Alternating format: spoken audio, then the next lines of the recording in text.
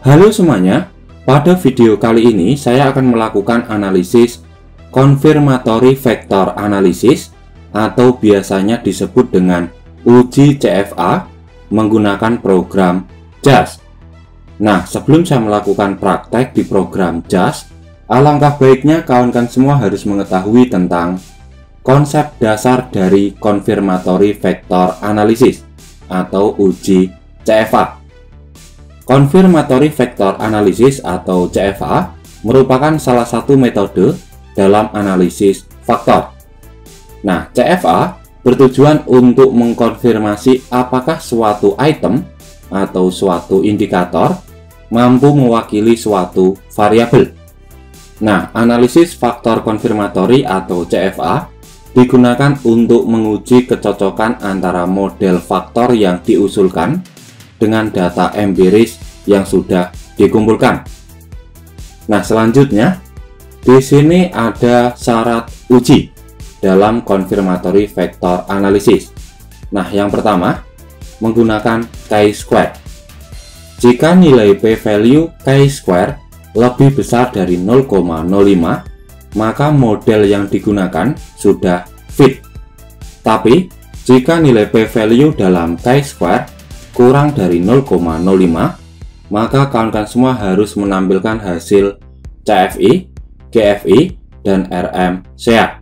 Nah, ini ya acuannya. Lalu untuk loading factor digunakan untuk mengetahui apakah suatu item atau suatu indikator mampu mewakili suatu variabel dengan acuan nilai loading factor harus lebih dari 0,50. Nah, setelah kita mengetahui tentang konsep dasar dan syarat uji dalam CFA, selanjutnya kita akan menuju ke program JAS. Nah, untuk melakukan input data, kita bisa pilih ini, show main menu. Nah, ini ya datanya. Saya pilih open. Nah, ini aku ganti scale.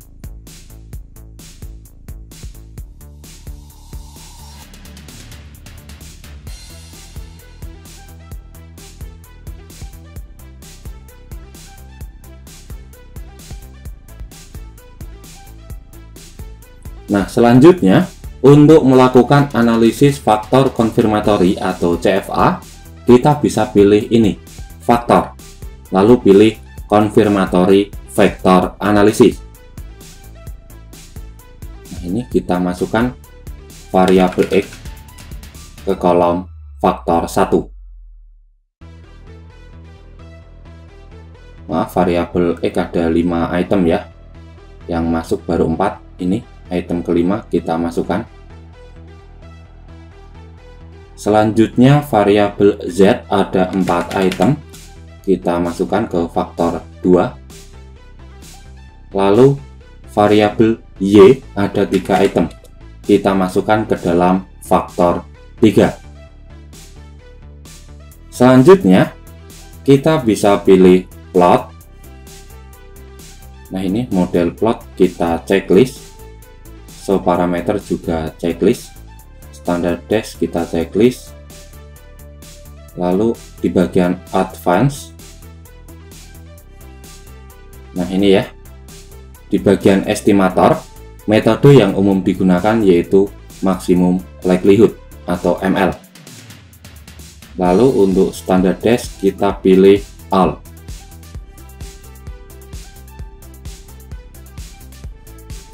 Nah, di sini sudah muncul output confirmatory vector analysis. Nah, untuk output yang pertama yaitu tabel chi-square test, di mana nilai p-value yang diperoleh dalam chi-square sebesar 0,562. Nilai tersebut lebih besar dari 0,05, yang artinya model yang digunakan sudah fit. Nah, selanjutnya untuk output yang paling penting dalam CFA yaitu output faktor loading. Nah, di dalam output ini kawan-kawan semua bisa fokus pada nilai faktor loading. Nah, ini ya nilainya yang paling kanan ini, dimana acuannya nilai faktor loading harus lebih besar dari 0,50. Nah, bisa dilihat nilai faktor loading tiap item memiliki nilai faktor loading yang lebih besar dari 0,50.